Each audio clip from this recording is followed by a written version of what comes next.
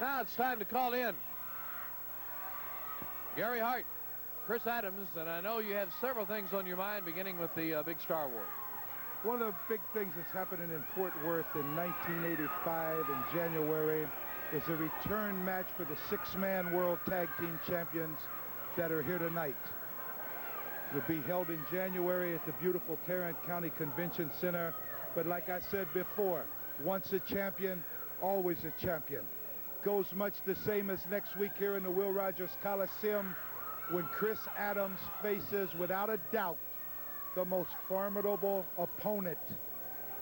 Don't take this boy lightly. This man has muscles.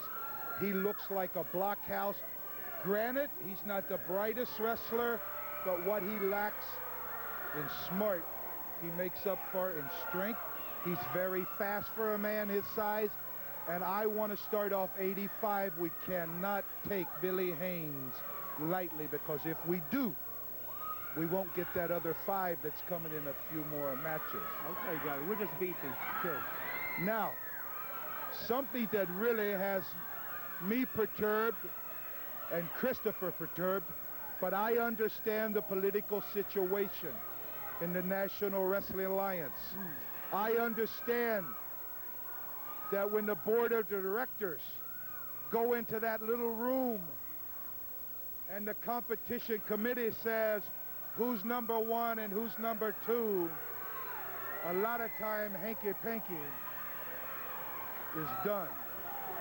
It's a very unusual situation, but Chris Adams realizes what is at stake for himself.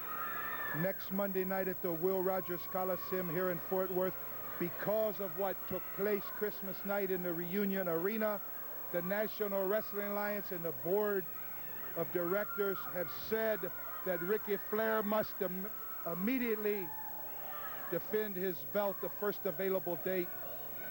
And Monday night in the Will Rogers is it, no disqualification.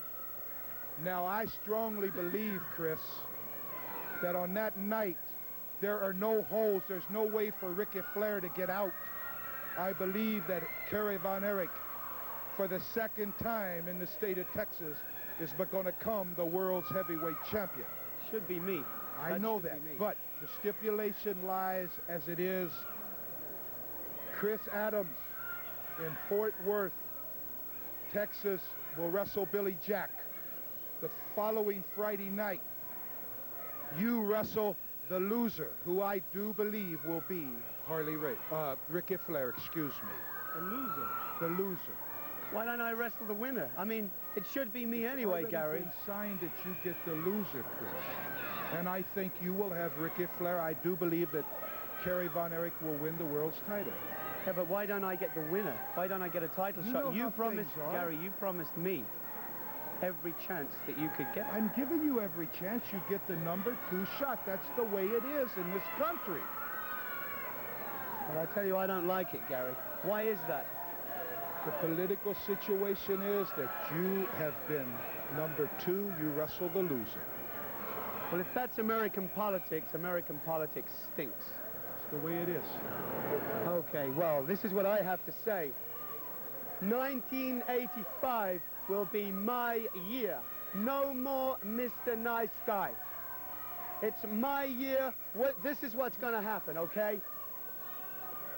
Gary, ever since I can remember, you know, girls have flocked all over me. They've adored me from I was this high. And I don't mind. I can live with it. But what I don't like is this.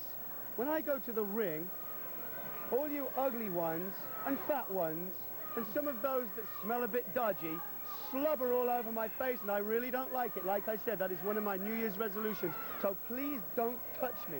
I do not like it. Ricky Flair. Let's talk about Ricky Flair and the world's title. All right, Gary.